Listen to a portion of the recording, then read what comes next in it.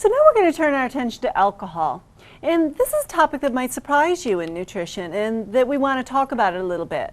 So you might scratch your head and say, well, what does this have to do with nutrition? But I want you to keep in mind that it's a food product, it's widely consumed, and it has some implications around nutrition. So one of the reasons why alcohol might be important to talk about in nutrition is because it has not only caloric value, but it also has implications about the decisions we're making around food and nutrition. And there is a relationship between the alcohol that we drink and the choices we're making. So if you think about this, if you've maybe ever or recently had alcohol, the decisions you make when you have alcohol on board are significantly different. And by that I mean that we tend to eat more high-fat foods, high-salt foods, and even more food in general when we're consuming alcohol. It brings down inhibitions to some extent. So people who are trying to maintain a particular diet may see that their willpower has shifted a little bit when they're drinking. As well, it has implications for disease processes, and especially around heart disease and around high blood pressure, liver function, and so many areas. So I said that there are some different things to look at when we talk about alcohol and nutrition. And one of the things that I want to mention is that it's fattening. And this, again, it might be a little bit surprising to you, but it has 7 calories per gram. Compare that with fat at 9 and then protein and carbohydrates, which are both 4. It's a significant source of energy. And besides just the calories that are coming from alcohol, a lot of alcohol also contains sugars, especially if you start to think about different kinds of cordials and liqueurs and things like that. Wine has quite a bit of sugar in it as well sometimes. And it's very easy for our body to store the energy from alcohol. The way this happens, and I've got a picture here of your classic beer belly, is that when you're drinking and you have alcohol on board in your system, let's say you have a couple of beers and a cheeseburger, your body is going to preferentially use the energy from the alcohol before it uses the calories from the fat. And in that way, it's an opportunity for our body really to start storing the fat around our midsection. It's very easy to deposit the fat there. It's kind of a natural reserve to some extent. So we see that people who are overindulging in alcohol tend to have a particular fat pattern. And not everyone, of course. In later stages of alcoholism, there's a shift very often, and people can lose tremendous amounts of weight as they start replacing food calories with alcohol calories. Now, there are a couple of concepts that can help us in our conversation about alcohol, and one of them is proof. And when we talk about proof, I'm not referring to your ID that you flash in order to purchase. I'm talking about the amount of alcohol in an alcoholic beverage. So when we refer to this, we're talking about the amount of ethanol. This is the same type of alcohol that you might put in your gas tank, so corn-based ethanol or other types. The relationship here between proof and percentage of alcohol is that proof is double the percentage of alcohol. This is a very easy conversation sometimes when we refer to distilled spirits. So that might be something like vodka or whiskey or rum or gin, one of those. People will look at the proof and say it's 90 proof. That means that that beverage is 45% alcohol. Okay? You can look at the proof of other kinds of alcoholic beverages and you'll see that distilled spirits are the highest. And there's a relationship between proof, or that percentage of alcohol, and the serving size. So here I have a sample of different kinds of alcohol-containing beverages. So we have some wine, and we see the serving here is 5 ounces. And that really doesn't matter if it's white wine or red wine. It's still in the same family, so the serving size is the same. It's 12%, and we get a 5-ounce serving. Here we have beer, and you see that you get a big full glass, 12 ounces here. That's because the alcohol percentage, or the proof, is much, much lower in beer. Then as we move over, and I've talked about distilled spirits, and maybe those are around 90 proof, or here in this example, they're 80 proof, and you have some examples of different kinds. The serving size here is quite small. It's 1.5 ounces, and that's it, right? So as proof increases, or the percentage of alcohol increases, the serving size decreases dramatically. In some of the beverages that we're familiar with, we might go out to the bar and order a mixed drink of some kind. They may not have just one serving of alcohol in it. And in the movies, the person always says, oh, give me a double on the rocks. A double means that you're getting 2 servings or 2 equivalents of alcohol. When we look at the digestion of alcohol, the organ you have to really focus on here is our liver. This is the major organ responsible for detoxification. And alcohol is a toxin, so it has some particular characteristics that become important for health. This whole digestive process is really quite complicated, but it involves some different enzymes that are important for us to talk about. And the one that I want to refer to here is something called alcohol dehydrogenase. This is made in the liver, and it's housed in the stomach, which might be a little bit of a surprise for you. You can have it not only in the stomach. I don't want to give you that impression. It also circulates in other parts of the digestive system, but we see it residing in the stomach. It's very impervious to that low acidity, which is good because as we're consuming alcohol, we're really trying to break it down very quickly because it is a toxin. And the body says, oh, you know, here's this thing that's potentially damaging. I'm going to start to dismantle it, take away its power to hurt tissues in some way.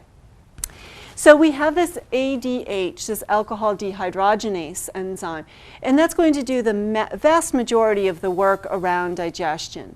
There's another process here, this MEOS system, and that's about 10%. So not a real significant player. Then we also have another 10% that's excreted through breath and urine. So if people have been drinking too much and they get behind the wheel, those breathalyzer tests are incredibly accurate. They're a very, very good indication of how much alcohol is in that person's body because we know that 10% is going to be excreted through the breath. So it gives us just a foolproof way of knowing how people are in terms of their blood alcohol content. So one of the ways that the breathalyzer may not capture blood alcohol level very accurately is in an individual who has immediately consumed alcohol and then taken the breathalyzer test. There is kind of a latent period. So it takes your body a little bit of time to actually get that alcohol through the system and start excreting it in your breath and of course in your urine as well. So when people immediately drink an alcoholic beverage and get behind the wheel, they're still impaired. It's a horrible idea, but that breathalyzer may not capture that at that exact instant. Okay? Just something to kind of keep in mind.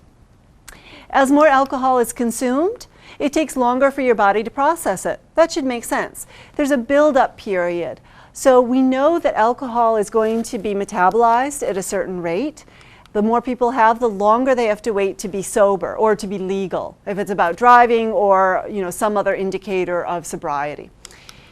A couple of other things that kind of go along with that is that we know there's a specific rate at which people are able to metabolize the alcohol that they have on board.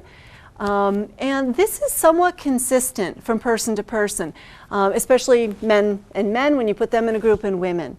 The difference really is apparent when we start contrasting men and women.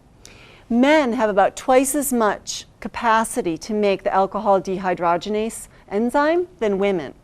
And so men and women, I mean, no drinking contest is a good idea, but men and women should not try to outdo each other because women are at a significant disadvantage. As well, women tend to be smaller in body weight. So their ability to have more alcohol on board is really compromised as a factor of their body size. Okay? So we want to talk about some of the effects of alcohol on the body. So when we look at blood alcohol level, this is kind of going to tell us a little bit about where people are in terms of the response in their brain. You might be familiar with 0.08 as a legal limit in terms of driving. Well before people reach that level, their brain is impaired. So please keep that in mind. So again, as I said earlier, getting behind the wheel after drinking any alcohol at all is considered impaired. And we see that with brain function. So at low levels in judgment is impaired. This can be any kind of decision making. And we see in public health, when people have alcohol on board, they're making very different health decisions, especially decisions that may put them at harm, either sexual violence or violence in general, and the risk of contracting different kinds of diseases, sexually transmitted infections and diseases especially. As blood alcohol level increases, we see different kinds of actions related to brain impairment. So emotional control, This is where if someone is depressed and they drink alcohol, it tends to magnify that depression. Keep in mind that alcohol is a depressant. That's its classification in terms of its drug. As well, people that are very buoyant and happy and are having a couple of beers, that feeling tends to be somewhat amplified. Not in every situation. And people are individuals, so their own kind of characteristics come into play here as well. And some people, when they drink, tend to naturally get happy, and some people get much more sad. So as we increase, we see that people, are lacking muscle control as well, and we get at high levels, we see your body's defense mechanism kicking in. So in order to keep you from drinking anymore, your body lets you pass out. And then we see death. Of course, we don't want to see that. One of the things that's been a recent change in alcohol in the past couple of years are mixed drinks that contain alcohol, of course, and then caffeine. So something like a Red Bull and vodka. This is a horrible idea. And part of the reason resides in your body's defense mechanisms. I said that at higher blood alcohol levels, your body's defense is to, pass out, keep you from drinking anymore. But when you have caffeine on board, it overrides that defense mechanism. So you are a wide awake drunk. And what happens then is that people can consume more and more alcohol because you're not passed out. And at this point, then we're seeing more people in the ER and more alcohol poisonings and more deaths related to the Red Bull and vodka or the Red Bull and any other kind of alcohol. So something really best to avoid, not to mix those two types of drugs. So a couple of other effects. We know that it's going to impair judgment and brain function and things like that. But it's also going to impair your urinary control to some extent.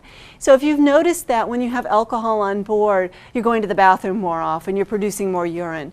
That's because it's going to suppress the antidiuretic hormone, okay, which is also, unfortunately, abbreviated ADH. And we've already seen the alcohol dehydrogenase hormone abbreviated that way. So don't get confused.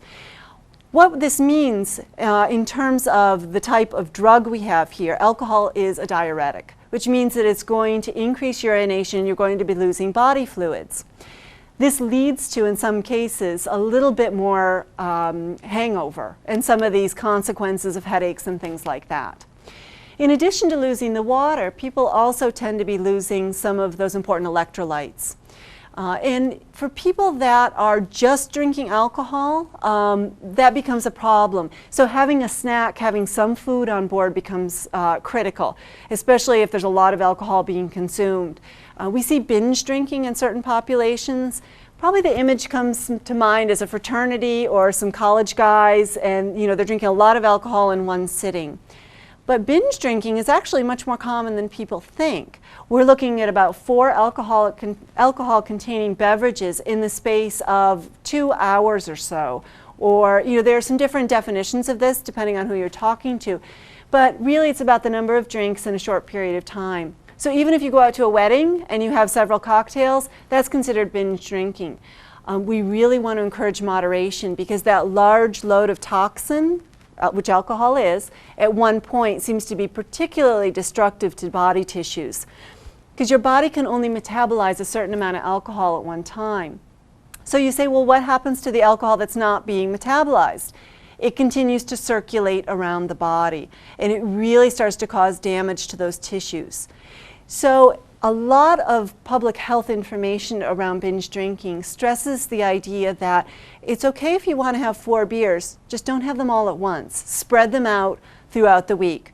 Having 1 drink a day is substantially different than having 4 drinks at once, especially in the way that your body reacts to it. So some of the other things that I want to point to that alcohol does, and maybe you've seen this or heard about it, is that it's going to depress your immune system. So there is a relationship between people drinking, and especially large amounts at once, and they're getting these little types of colds and different kinds of sicknesses and things like this. Also, it's going to speed up the synthesis of lipids. Earlier in our talk about fats, I mentioned triglyceride levels, and that someone who is abusing alcohol may have a triglyceride level in the 400s.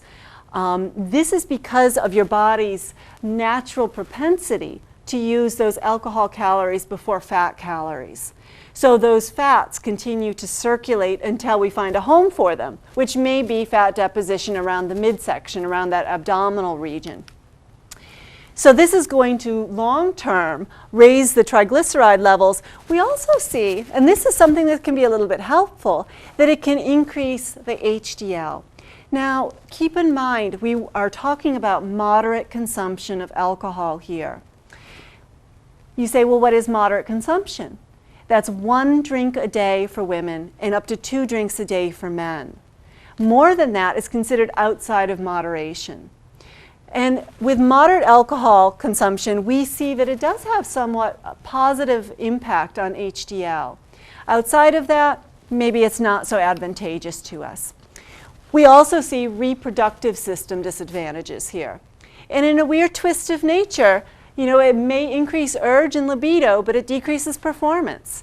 So keep that in mind, as well as risk to fertility. So women who are consuming alcohol outside of moderation, or sometimes within moderation even, we see that if they're trying to conceive, it becomes very difficult. And then also spontaneous abortion or miscarriages are more likely in someone who's consuming alcohol. So there are also impacts on men's reproductive health. So we see the suppression of testosterone or a decrease in testosterone levels. And this has all kinds of impacts. And some of them are related to normal functioning of reproductive health. But also we see that body tissue changes can sometimes happen when there's less testosterone. And men start to deposit fat in more female fat pattern ways. So fat deposition around the hips and the butt and the thighs, and even around breast tissue. So for a lot of men, that's something that is really disconcerting about alcohol's effects. Now, we also have some long-term effects that we want to talk to. And brace yourself, because there's a lot of these that are potentially damaging. And one of the ones that we're concerned about for women of childbearing age is fetal damage. So when women are pregnant, and even before they become pregnant, we're concerned about their alcohol usage. It has effects on folate, and we'll talk about folate when we look at pregnancy and lactation and normal gestational concerns. But keep in mind that it's a toxin and it can damage fetal tissue. As well, for someone who isn't pregnant, it can cause damage to different kinds of muscle, especially cardiac muscle and skeletal muscle. Your body tends to see, with long-term alcohol poisoning or long-term alcohol abuse, some different manifestations about physical appearance that have to do with muscle development and muscle maintenance. We also see that it can increase blood pressure. So someone who has high blood pressure should really be avoiding alcohol. Brain cell destruction, and we've probably all seen those commercials about your brain on drugs. The same thing is true with alcohol. In large doses, it can cause tremendous amounts of damage, especially when that exposure is long-term to large amounts.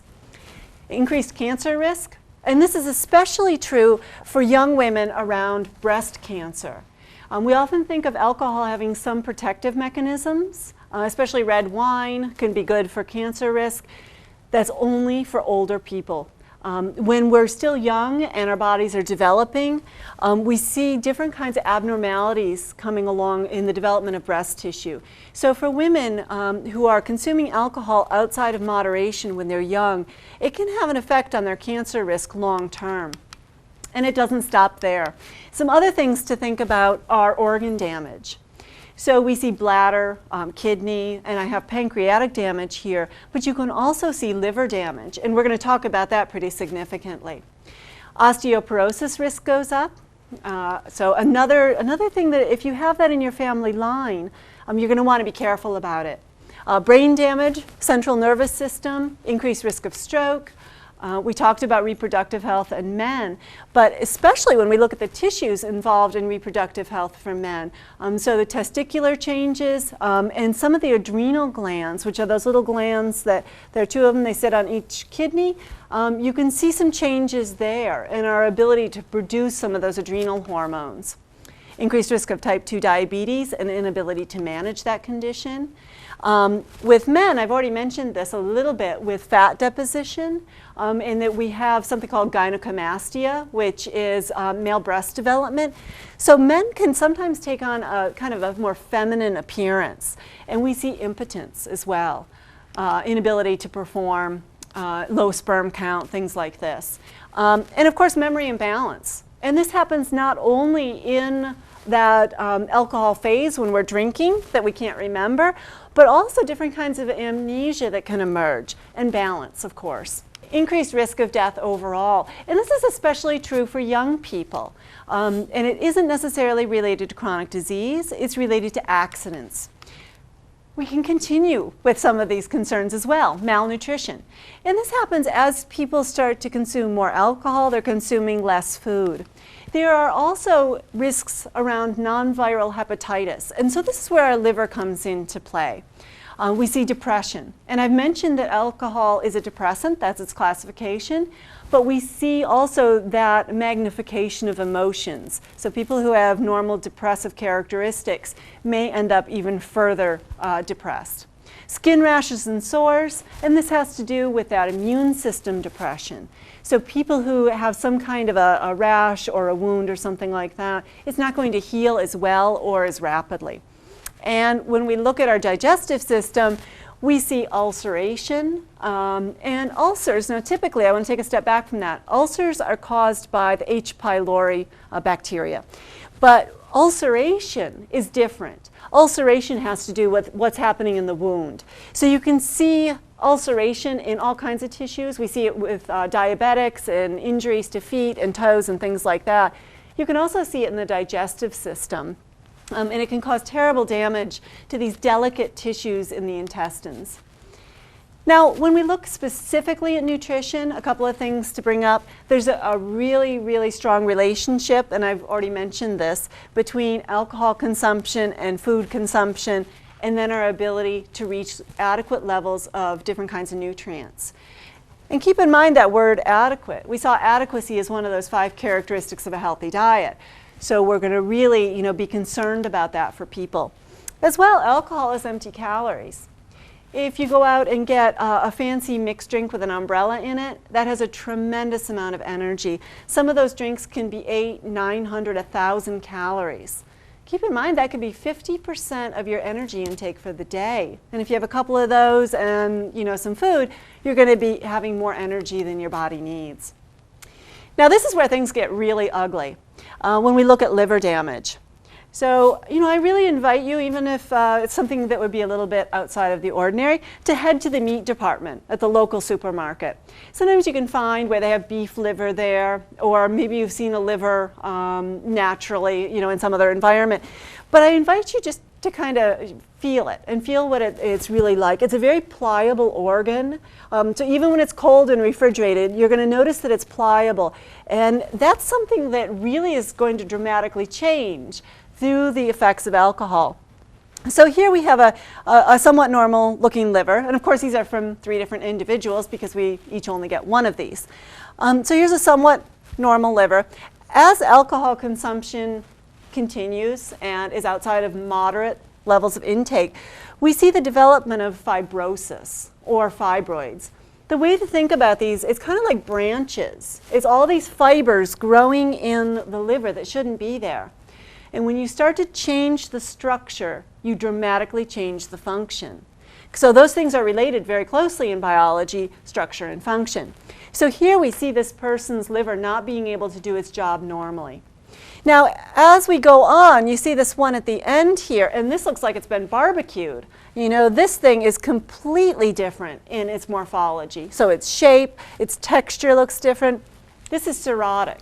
There's no going back from this. This is extreme liver damage. Now, when I was at this point with my liver over here, my liver has this immense capacity to kind of heal and to some extent regenerate. It's not a starfish exactly, right, that can grow a whole nother limb. But what we see is that the liver has this opportunity to heal. So if this person stops drinking at this point, there's an opportunity to reclaim some of that function as the liver heals. Now when we get over here to our barbecued liver, we don't have that opportunity anymore. The damage is pretty much set. There's not a whole lot of room for that liver to come back and restore health. So at this point, we're looking at someone having to have a liver transplant. We also see quality of life and health and overall well-being significantly compromised. That individual does not feel good. People going through liver damage to this extent and liver failure report, just significant trauma. It's very, very difficult. So we want to avoid that through moderate drinking. And the other thing that we see that we want to talk about is hangover. I always say that there are two things that can be prevented with a little planning, a sunburn and a hangover. So with a hangover, the easiest way to prevent it is to not over imbibe or over drink, right? But sometimes, when we get drinking, the thing is that it compromises our cognitive ability and our judgment. So we over drink. The causes for a hangover, and people have all kinds of remedies, so I want to tell you how we think it's caused, and then maybe we can look at some remedies and see what the best thing to do is. So some of the causes, conjures, and these are chemicals in alcohol. Dehydration, I talked about that because of the suppression of the antidiuretic hormone. You're losing more body fluid, so that headache you feel when you have a hangover is actually kind of your head and the tissues in your skull being dehydrated and kind of separating a little bit and not working how they normally should. And then part of the normal digestive and metabolic pathway involved in alcohol are these intermediate products. And one of them is formaldehyde. Now, maybe you've been somewhere and seen all these jars lined up with all kinds of samples of organs and things. They're probably soaking in formaldehyde. It's a toxin, and it's used to preserve tissue. So that's something that's going to cause a lot of damage to these delicate tissues in our body. Under normal levels, this byproduct isn't a problem. If I have a glass of wine, my body can deal with it. The problem comes into play when I have a lot of alcohol on board and my body is struggling to keep up, metabolize all of this alcohol, and then the formaldehyde is going to build up. We also see the emergence of acetaldehyde, which is another one of these byproducts, and you might have heard about this in biochemistry class or something like that. It emerges from the breakdown of alcohol. And just like with the formaldehyde, it can build up to significant levels and cause additional tissue damage and problems when people have too much alcohol. One of the other things I want to spend a little bit of time talking about is something called Wernicke-Korsakoff. This is a particular vitamin deficiency that we only really see with alcohol. It has to do with one of the B vitamins. It's called thiamine. And I just want to bring up all these little points here. It has a very pronounced physical manifestation. Sometimes you'll see people, if you're working in a long-term care facility, and this isn't all people, so I'm not going to generalize, but you may see someone who is in their 30s, 40s, and they have problems with their gait or walking. They could be in a wheelchair. They have problems with slurred speech, something called dysphonia, in lots of other little manifestations. This person may have suffered from Wernicke-Korsakoff and thiamine deficiency. The relationship between the alcohol and the thiamine is that the thiamine is degraded. And so that you see when people have a lot of alcohol, they don't have the ability to either absorb or maintain normal thiamine levels. So I have a little graphic over here of some of the symptoms that are common with Wernicke-Korsakoff. You see confusion, coma, death, so cognitive ability is really compromised, as well as reflexes. So, normally you go to the doctor, they test your reflexes. This person probably won't have reflexes anymore. You're basically looking at changes in brain tissue that are going to affect all of these body systems. We're going to talk a little bit more in detail, and you can look in your book at some of the other things going on with thiamine, and we'll talk about those as well. If we have someone who is a chronic alcohol abuser and they're suffering from alcoholism, keep in mind that this is a disease. So we want to figure out how to treat them and keep them safe. So one of the things that often happens is that they'll give the person maybe a thiamine injection or a whole bunch of thiamine supplements to help override the risk for Wernicke-Korsakoff. Now, I've laid out just a horrible list of all these long-term consequences from alcohol. that doesn't mean that there's absolutely no benefit. It just means we need to be really knowledgeable about how we use it and what benefits may exist for us. So one of the questions comes up, are there any benefits and who's going to benefit and in what way? So when we look at benefits, I want to be really clear about this because there are benefits. They may not all be related to health in terms of chronic disease, but alcohol is a social lubricant to some extent, so it can help people feel comfortable in settings where they may not be comfortable. But for young people, especially, this is not considered a healthy choice, really at almost any level. We see risk from dying in homicides or vehicle accidents or violent death being increased pretty significantly for young people who are drinking. I also mentioned that women are going to increase their risk of breast cancer.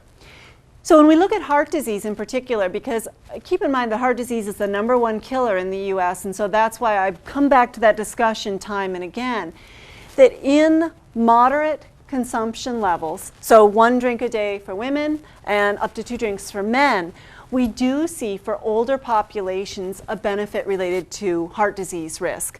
Now, there are a couple of things here that we need to stress. One is moderation, and the other is 60 plus. So if you're justifying your drinking as it being good for your heart and you're not 60 plus, that's a really hollow argument. Okay? And when we have more alcohol than moderate intake, it actually increases your risk for heart disease. So there's a lot to pay attention to here. As well, one of the conversations we often have is that red wine is really, the best choice in terms of heart health. That's not necessarily true. So if you really like beer or you like whiskey or one of these other types of alcohol and you're 60 plus, 1 beverage for women or 2 for men is considered heart healthy. It doesn't have to be red wine if you don't like that. That's fine. The thing that sometimes people will talk about with the red wine is all these different antioxidants that are in the red wine, especially resveratrol is one of them that people might have heard about. There are lots of other kinds. But I want to tell you here that if you're using those antioxidants as a justification for alcohol intake, again, that's going to be very hollow with me. I'm not going to buy it because you're much better off having some red onion or a fruit or vegetable. You can get that same level of antioxidants from eating foods. So why would you necessarily use a substance, a toxin, to get those levels? So it's just something for you to consider a little bit more.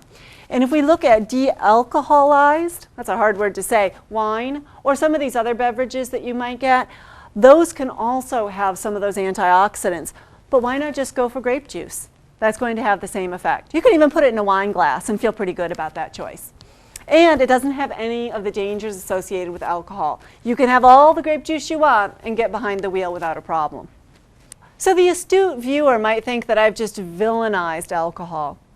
Now, what I'm really wanting to stress to you is that being informed about the potential dangers is part of being a responsible consumer. And if you understand the risks and can use alcohol within moderate amounts, then it's a perfectly fine choice. If you're at risk of using it outside of moderation, maybe based on family history or some other characteristic, it's really advisable to avoid it. There are reasons why people use it. I mentioned social reasons and things like that. And some people just like the taste of it. That is completely fine. We're not as worried about that. We're more worried about the people who use it outside of normal levels or use it in an unsafe way. All right, enjoy.